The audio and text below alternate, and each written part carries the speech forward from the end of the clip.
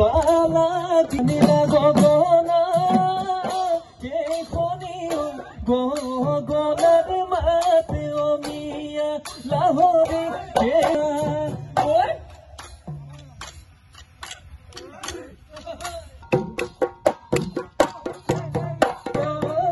ৰঙি সালু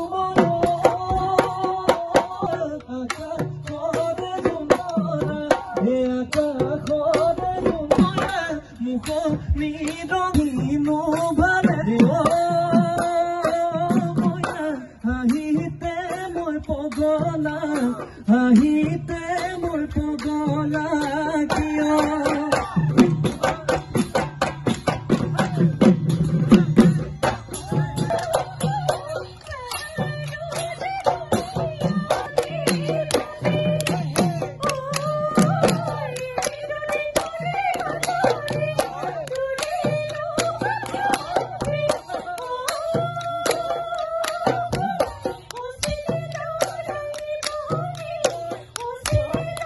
সমন্বয় আৰু সম্প্ৰীতি এনাজৰী মূল মন্ত্ৰ হিচাপে লৈ টাইহোম যুৱ পৰিষদৰ শিৱসাগৰ জিলা সমিতি আৰু ৰংপুৰ মেলা আয়োজক সমিতিয়ে 2011 বৰ্ষৰ পৰা ৰংঘৰ বাকৰিত ৰংপুৰ মেলা আমি অনুষ্ঠিত কৰি আহিছোঁ। এই বছৰ 10 জানুৱাৰীৰ পৰা 15 জানুৱাৰীলৈ 6দিনীয়া কাৰ্যসূচী আমি ৰংঘৰ বাকৰি ৰংপুৰ আয়োজন কৰিছোঁ। 10 তাৰিখৰ পৰা এখন খুব ধুনীয়া বাৰেৰহণীয়া বাণিজ্য মেলা এই ৰংঘৰ বাকৰিত অনুষ্ঠিত হৈ আছে। আজি 15 জানুৱাৰীৰ মূল অনুষ্ঠান। বৰ্তমান সময়ত আমাৰ পতাকা উত্তোলন আৰু মৈদাম তপন হৈ গৈছে। ইয়াৰ পাছতেই অনুষ্ঠিত হ'ব আমাৰ স্বৰ্গদেউৰ দিনৰ পৰা চলি অহা যিবিলাক পৰম্পৰাগত খেল ধেমালি, অসমৰ বুকুৰ পৰা বৰ্তমান হেৰাই যোৱা কড়ি খেল, ধূপ খেল, পিছল খুঁটাত বগোৱা ৰছী টনা আদি কৰি বিভিন্ন খেল ধেমালি অনুষ্ঠিত হ'ব।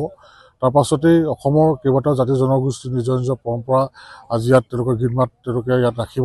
যেনেদৰে বড়ো হওক, টাই আহোম, মিচিং আদি কৰি বিভিন্ন জাতি জনগোষ্ঠী তেওঁলোকৰ নৃত্য ইয়াত প্ৰদৰ্শন কৰিব।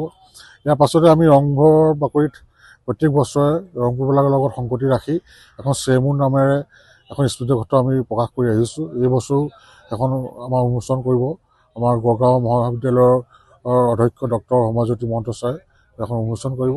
আৰু তাৰপাছত ঠিক সন্ধিয়া 5 বজাৰ লগে লগে অসমৰ কেইবাজনো বিশিষ্ট কণ্ঠশিল্পী যেনেদৰে আমাৰ কৃষ্ণমণি চেতিয়া, ঋষি বৰুৱা, জোনজোনাক, ঋষা ভৰদ্বাজকে কৰি 10জনকৈ অধিক কণ্ঠশিল্পী আজি ইয়াত গীত পৰিৱেশন কৰিব। আমি এই চেগতে শিৱসাগৰৰ লগতে অসমবাসী ৰাইজক আমি ৰংপুৰ মেলালৈ আমন্ত্ৰণ জনাইছোঁ আৰু পঞ্চদশ ৰংপুৰ মেলা সফল ৰূপায়ণৰ বাবে আহ্বান জনাইছোঁ।